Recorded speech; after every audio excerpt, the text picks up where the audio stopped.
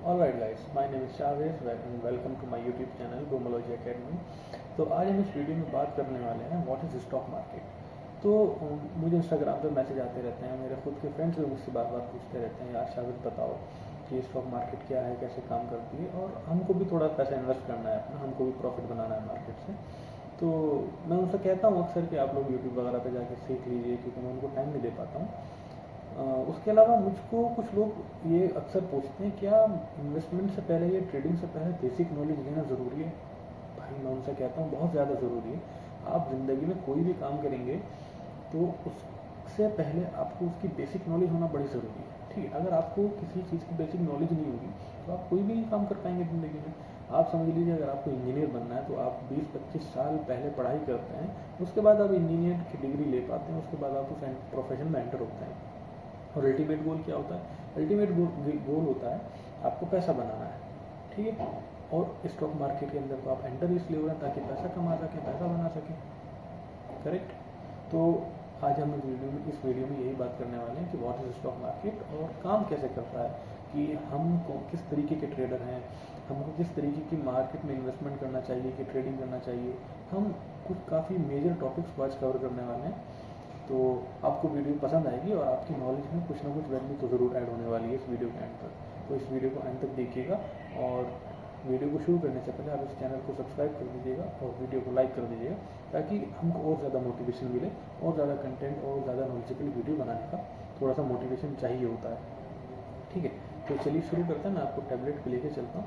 सबसे पहले हम समझ लेते हैं कि मार्केट क्या है। अब इतना ज़्यादा बेसिक तो मैं नहीं बताऊँगा कि मार्केट क्या होती है, कहाँ जाते हैं, नहीं, क्योंकि आप इस वीडियो तक आए, आप इस वीडियो को देख रहे, तो ऑब्वियसली आपको इतना तो पता है कि मार्केट क्या है। मार्केट जैसे फ्रूट मार्केट, वेजिटेबल मार्केट, तो वहाँ क्या होता है, वहाँ पर हम लोग फ्रूट्स वेजिटेबल बाय करते हैं।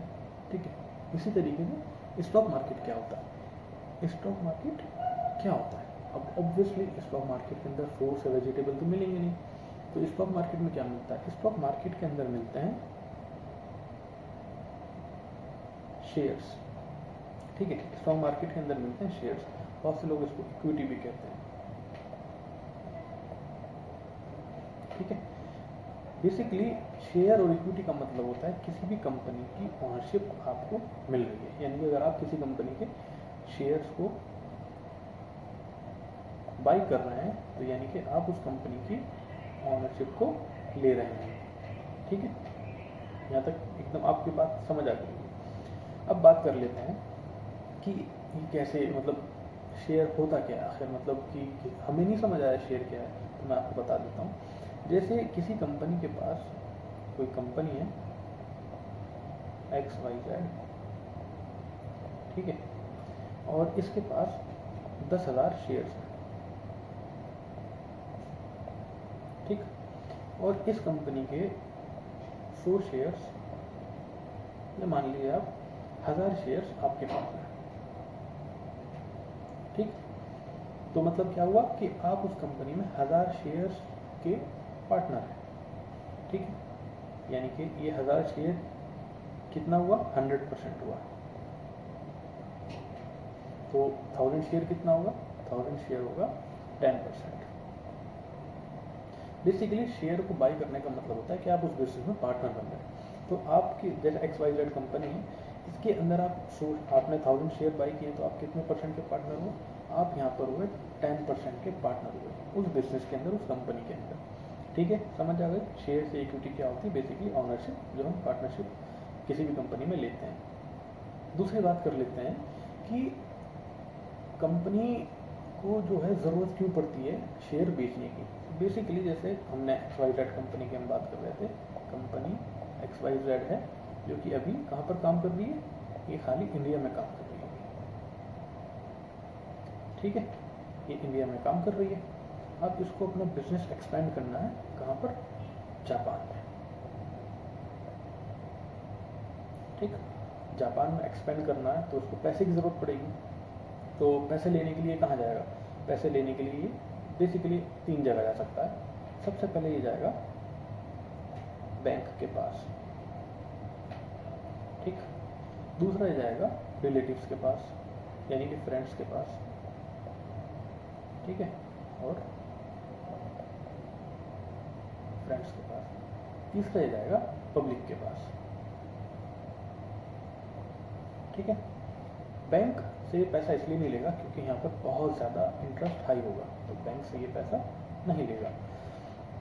रिलेटिव्स या फ्रेंड्स से इसलिए नहीं लेगा क्योंकि इतना ज़्यादा ह्यूज अमाउंट वो नहीं दे पाएंगे, कोई भी नहीं दे पाएगा, तो ये फ्रेंड्स और रिलेटिव्स के पास भी नहीं जाएगा। ये कहाँ आएगा? ये आएगा जनरल पब्लिक के पास। ये जनरल पब्लिक को ऑफर करेगा कि हम अपने बिजनेस को एक्सपेंड करना चाह रहे हैं, जिसकी वजह से हमको पैसे की ज़रूरत है, तो आप हमारी कंपनी में पार्टनर बन जाइए, यानी हमारी कंपनी के शेयर खरीद लीजिए और उसके बदले हम आपको पार्टनरशिप देंगे और आप हमको उसके बदले पैसा देंगे। तो क्या है कि ये जनरल पब्लिक के पास गए और इन्होंने उनसे पैसे मांगे, किसके बदले? अपने शेयर्स के बदले, अपने पार्टनरशिप को उनको ऑफर की और उनसे पैसे लिए। ठीक, जब इनको पैसे मिल जाएंगे तो ये क्या करेंगे? ये जापान के अंदर अपना बिजनेस सेटअप कर लेंगे। ठीक है, अब ये कैसे करेंगे? तो कंपनी डायरेक्ट तो नहीं जाती है, कंपनी क्या करेगी? कंपनी सबसे पहले जाएगी एक मार्केट में। ठीक है, जैसे हम फ्रूट मार्केट, वेजिटेबल मार्केट होते हैं ना, ऐसे ही कंपनी जाएगी स्टॉक मार्केट, शेयर मार्केट के अंदर आएगी और वहां पर अपने आप को रजिस्टर करेगी। क्या करेगी? रजिस्टर करेगी। ठीक, रजिस्टर करने के बाद कहाँ रजिस्टर करेगी? स्टॉक एक्सचेंज पर।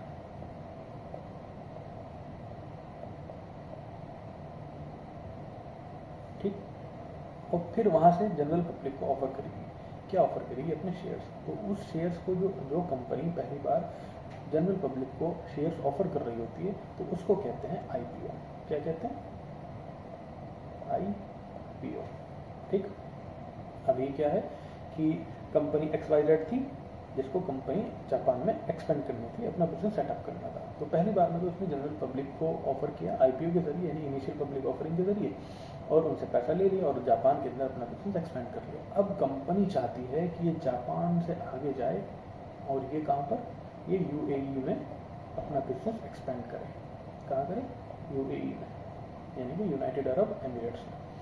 अब एक बार तो ये पैसा ले चुकी है आईपीओ रिलीज करके।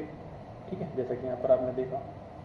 अब इसको दोबारा पैसा चाहिए, तो दोबारा किस पैसा वापस से मार्केट से मांगने के लिए क्या करेगी?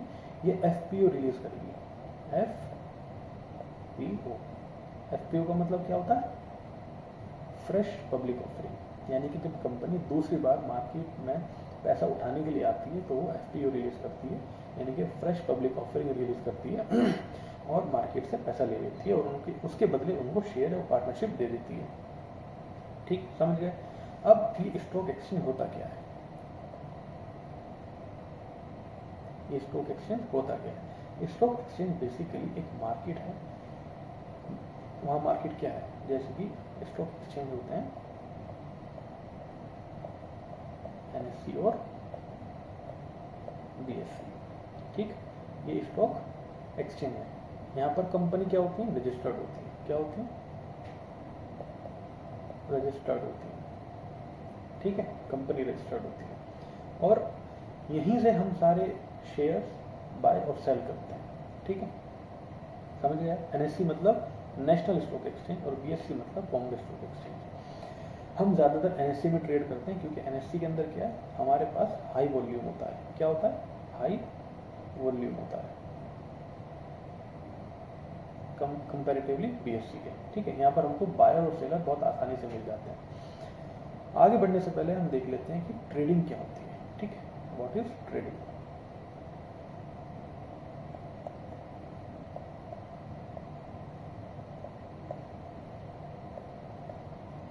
ट्रेडिंग क्या है? ट्रेडिंग का मतलब सिंपल ये है कि यहाँ पर एक बायर है, ठीक है, जो एक सेब खरीदना चाहता है। थोड़ा देख लेना, सेब कुछ ऐसे होता है। ठीक है, एक सेब खरीदना चाहता है, किससे खरीदेगा? एक सेलर से खरीदेगा जो कि सेब बेचता है। ठीक है, सेलर ने सेब बायर को बेचे, बायर के पास एसेट आया, यानी कि सेब आ गए, और बायर ने क्या उसके बदले दिया? उसको मनी। क्या दिया? मनी दिया। और इसके बदले इसने क्या लिया? इससे लिए सेब। ठीक, इसी को कहते हैं ट्रेडिंग। अब ये स्टॉक मार्केट में कैसे होती है? जैसे कि आप मान लीजिए मुझे, यानी कि राम को 10 शेयर चाहिए थे, ठीक है, किसी भी कंपनी के चाहिए थे, तो वो क्या करेगा? क्या डायरेक्ट कंपनी के पास चला जाएगा? नहीं जाएगा, क्योंकि वो कंपनी देगी नहीं। तो क्या डायरेक्ट स्टॉक एक्सचेंज के पास जाएगा? जैसे हम सेब खरीदने मार्केट में जाते हैं, बिल्कुल नहीं जाएगा, वहाँ भी उसको शेयर्स नहीं मिलेंगे। तो राम को 10 शेयर खरीदने के लिए एक अकाउंट चाहिए होगा, जिसका नाम होता है डीमैट अकाउंट। क्या नाम होता है? डीमैट अकाउंट, ठीक है। अब डीमैट अकाउंट क्या होता है? जैसे बैंक अकाउंट होता है, हम अपने सेविंग्स बैंक अकाउंट में रखते हैं, HDFC, ICICI, जितने भी बैंक हैं हम उसके अंदर अपना अकाउंट खुलवाते हैं। इसी तरीके से डीमैट अकाउंट हमको ओपन कराना पड़ता है अपने ब्रोकर के पास। किसके पास कराना पड़ता है? ब्रोकर के।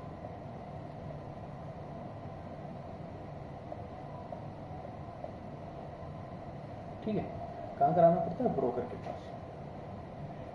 ये ब्रोकर कौन हो सकता है? ब्रोकर जैसे आपने नाम सुना होगा, धन, ठीक है, जीरोधा, एक्सेट्रा, ठीक है, बहुत सारे होते हैं। अब स्टॉक्स है और भी काफ़ी सारे मार्केट के अंदर आ गए। तो क्या है, ये ब्रोकर होते हैं, इसके पास हमको अपना अकाउंट खुलाना पड़ता है और ब्रोकर हमारे बिहाफ पे स्टॉक एक्सचेंज से शेयर्स को बाई या सेल करता है, ठीक है। कैसे करता है वो बता देते हैं। जैसे कि राम को 10 शेयर चाहिए थे, तो ये क्या करेगा? ये अपने ब्रोकर को कहेगा। किसको कहेगा? ब्रोकर को, ठीक है। इसने किसको कहा? ब्रोकर को कहा। ब्रोकर किसको कहेगा? ब्रोकर कहेगा स्टॉक एक्सचेंज, यानी कि NSE या फिर BSE को, जहां पर भी हम ट्रेड कर रहे हैं, ठीक है। वो हमारी चॉइस होती है कि हम NSE में करना चाहते हैं, BSE में करना चाहते हैं, ठीक। NSE या BSE को कहेगा। NSE या BSE किसको कहेंगे? किसी दूसरे ब्रोकर को कहेंगे, यानी कि सेलर के ब्रोकर को कहेंगे, जो वहां पर उसको बेचना चाह रहा होगा, ठीक। ये किसको कहेगा? ये सेलर को कहेगा,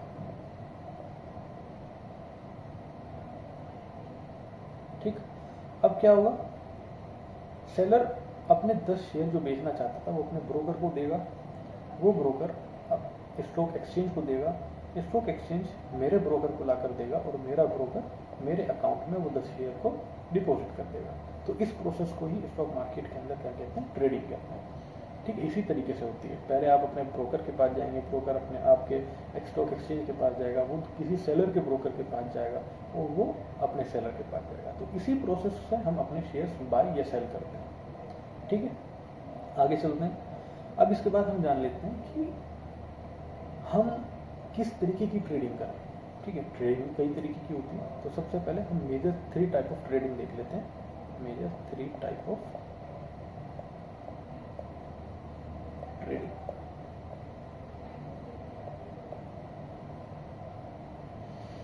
सबसे पहला होता है इंट्राडे,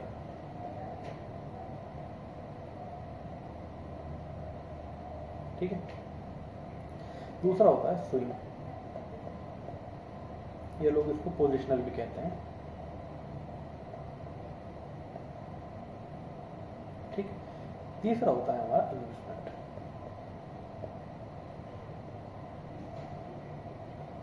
ठीक है। इंट्राडे का क्या मतलब होता है? इंट्राडे का मतलब होता है कि एक ट्रेडर मार्केट के अंदर, जैसे मार्केट ओपन हुई, वो आया और उसने शेयर्स बाई कर लिए और मार्केट बंद होने से पहले मार्केट से बाहर आ गया उनको बेचकर। इधर उसको प्रॉफिट हो रहा है या लॉस हो रहा है उससे मतलब नहीं, वो सीधा सीधा मार्केट के अंदर 9:15 पे एंटर हुआ और 3:15 पे मार्केट से बाहर आ गया। बेसिकली इसको कहते हैं, यानी कि आज ही बाई करना है और आज ही सेल करना है और आज ही अपने जो जितने भी ओपन पोजीशन है उनको क्लोज करना है, इसको कहते हैं इंट्राडे। स्विंग या पोजिशनल क्या होता है? जो ट्रेडर या जो इन्वेस्टर अपनी पोजीशन को, यानी कि अपने खरीदे हुए शेयर्स को 1, 2 या 3 दिन तक मार्केट के अंदर होल्ड करता है, उसको कहते हैं स्विंग या पोजिशनल ट्रेडर, ठीक है। इन्वेस्टमेंट मतलब जो कि लॉन्ग टर्म के लिए होता है, ठीक है। ये होता है लॉन्ग टर्म के लिए, जैसे कि 1 साल, 2 साल, 4 साल, 5 साल, 50 साल। बहुत से लोग रोकते हैं, बहुत से लोग अपने मार्केट में पोजीशन बनाए रखते हैं, इन्वेस्टमेंट करके छोड़ देते हैं, ठीक है। उसको कहते हैं इन्वेस्टमेंट। ये समझ गए आप? आगे चलते हैं। अब ये देख लेते हैं हम कि मार्केट कितने तरीके की होती है। 3 टाइप ऑफ मेजर मार्केट होती है, ठीक है। मार्केट कितने तरीके की होती है, 3 टाइप ऑफ मेजर मार्केट देख लेते हैं। 3 टाइप ऑफ मार्केट, ठीक है। सबसे पहला होता है अपसाइड, दूसरा होता है डाउन साइड, और तीसरा होता है साइडवेज, ठीक है। अपसाइड का क्या मतलब है, जब मार्केट ऊपर जा रही है, ठीक। डाउन साइड का मतलब है जब मार्केट नीचे आ रही हो, और साइडवेज का क्या मतलब है, जब मार्केट किसी एक रेंज में ही मूव कर रही हो। रेंज कैसे, ये देखिए ऐसे,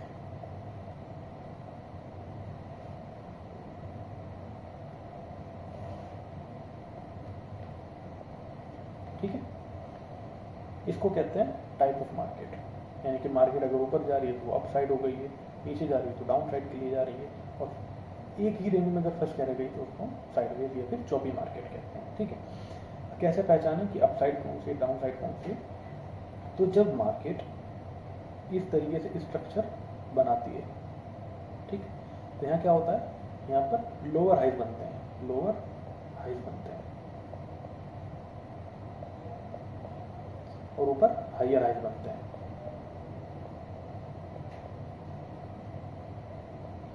ठीक है। इसी तरीके से जब मार्केट नीचे आती है, यहाँ क्या बनते हैं, यहाँ पर बनते हैं हायर लोज, ठीक है। यहाँ बनते हैं हायर लोज, और नीचे क्या बनते हैं, लोअर लोज,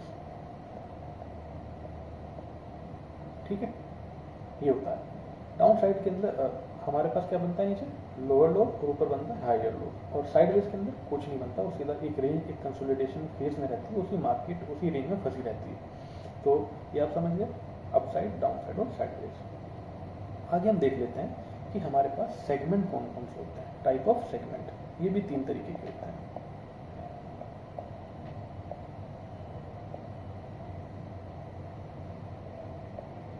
ठीक है।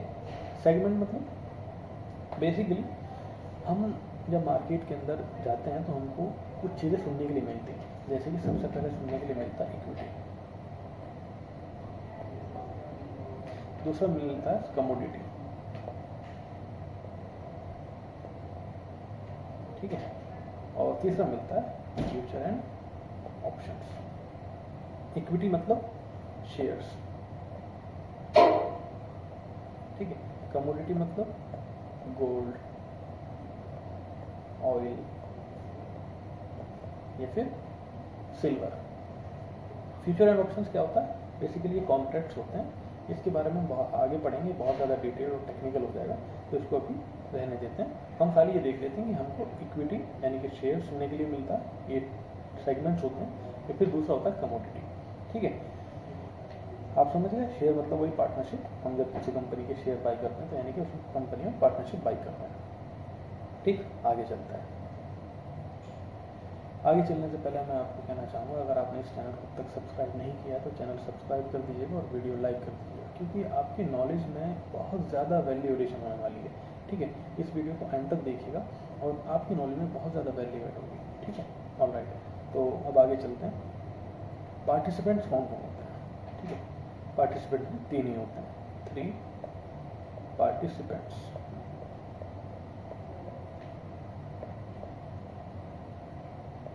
ठीक है। सबसे पहला होता है रिटेलर, दूसरा कौन होता है HNI, और तीसरा हमारे पास है इन्वेस्टमेंट यानी कि इंस्टीट्यूशंस,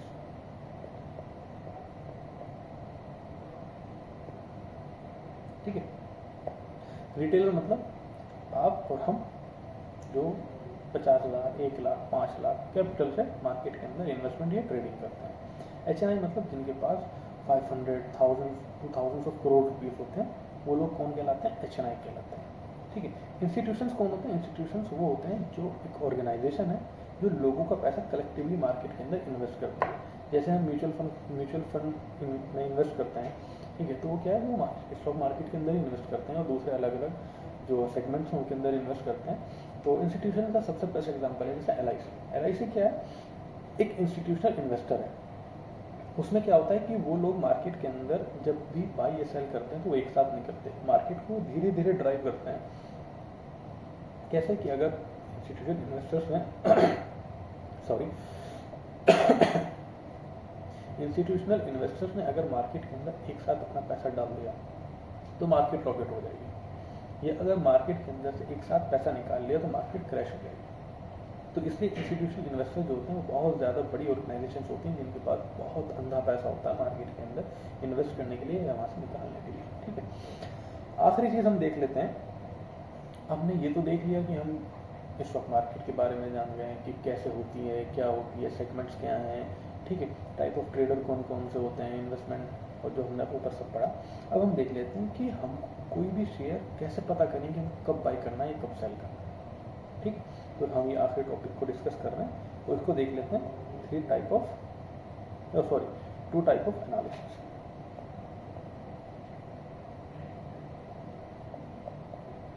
ठीक है, सबसे पहला आ जाता है फंडामेंटल,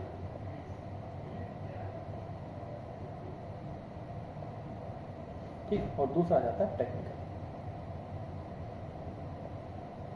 ठीक है, फंडामेंटल से समझ आ रहा होगा आपको। फंडामेंटल का बेसिकली मतलब ये है कि जब हम किसी कंपनी के फाइनेंशियल रिपोर्ट्स या फिर फाइनेंशियल स्टेटमेंट्स को डीपली स्टडी करते हैं और उसके बाद एक कंक्लूजन निकालते हैं कि ये मार्केट में जो शेयर प्राइस इस कंपनी का या जो कंपनी है वो कैसा परफॉर्म करेगी इन फ्यूचर, ठीक है। सो बेसिकली बैलेंस शीट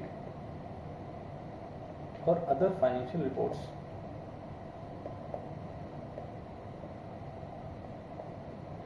ठीक है, क्या करते हैं, डीपली स्टडी करते हैं और उससे कंक्लूजन निकालते हैं। बेसिकली इन्वेस्टमेंट में बहुत ज़्यादा काम आता है, ठीक है। हम लोग तो ट्रेडिंग की बात कर रहे हैं तो इसके अंदर ज़्यादा डीप नहीं जाएंगे, बहुत ज़्यादा ही मतलब डीप टॉपिक है अपने आप में, इसके लिए मैं एक अलग से वीडियो बना दूंगा, आप लोग कहेंगे तो हम बात कर लेते हैं टेक्निकल। अब टेक्निकल से समझ आ रहा है कि टेक्नोलॉजी की कुछ बात हो रही है। टेक्नोलॉजी मतलब यानी कि जो हम स्क्रीन पे वो चार्ट्स देखते हैं ना, उस कैंडलस्टिक चार्ट्स जो हम देखते हैं उसको कैंडलस्टिक कहते हैं।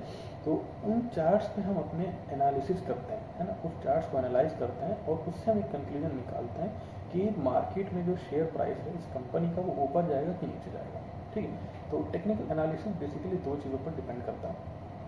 पहला है प्राइस एक्शन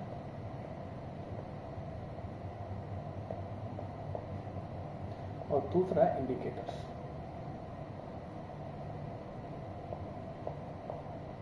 ठीक है, प्राइस एक्शन मतलब जब हम सपोर्ट और रेजिस्टेंस की बात करते हैं तो वो प्राइस एक्शन कहलाता है, ठीक। सपोर्ट रेजिस्टेंस के लिए भी मैं एक अलग से एकदम डिटेल्ड वीडियो आपके लिए बना दूंगा, तो आप आगे देख लीजिएगा, ठीक है। और इंडिकेटर्स क्या होता है, इंडिकेटर्स ये टूल्स होते हैं जो कि हमको इंडिकेट करते हैं कि मार्केट ऊपर जाएगा कि नीचे जाएगा। अभी जो है मार्केट के अंदर ब्रेकआउट आएगा कि ब्रेकडाउन आएगा, ठीक है। ये सब क्या है, ये इंडिकेटर्स हमको इंडिकेट करते हैं चार्ट्स के ऊपर ही। और प्राइस एक्शन हमको ये बताता है कि शेयर का जो प्राइस है, जो चार्ट है, वो कहाँ पर सपोर्ट ले रहा है, कहाँ पर रेजिस्टेंस ले रहा है, तो वो मैं आपको आगे बताऊंगा और सब वीडियो में, ठीक है। तो अभी तक हम सब कुछ अच्छे से समझ रहे हैं कि मार्केट क्या होती है, स्टॉक मार्केट क्या होती है, इक्विटी स्टॉक्स ये सब क्या होता है, IPO FPO क्या होता है, स्टॉक एक्सचेंज क्या होता है, डीमैट अकाउंट क्या होता है, कि ट्रेडिंग क्या होती है। उसके अलावा हमने पढ़ा कि टाइप ऑफ ट्रेडिंग क्या है, टाइप ऑफ मार्केट क्या है। उसके अलावा हमने पढ़ा टाइप ऑफ सेगमेंट्स कौन कौन से होते हैं, पार्टिसिपेंट्स कितने तरीके के होते हैं, और आखिरी टॉपिक हमारा था एनालिसिस हम कैसे करें मार्केट के अंदर, हम ये कैसे जानें कि हमको कहाँ पर बाय और कहाँ पर सेल करना है, ठीक है। होप आपको वीडियो अच्छी लगी होगी, काफ़ी ज़्यादा नॉलेजेबल वीडियो लगी होगी और आपकी कहीं ना कहीं नॉलेज में वैल्यू एडिशन हुआ होगा, ठीक है। आप वीडियो को ज़रूर लाइक करिएगा और चैनल को तो ज़रूर सब्सक्राइब करिएगा, ठीक है, ताकि मैं आगे और भी ज़्यादा कंटेंट और इन्फॉर्मेशन वीडियो आप लोगों के लिए बना सकूँ।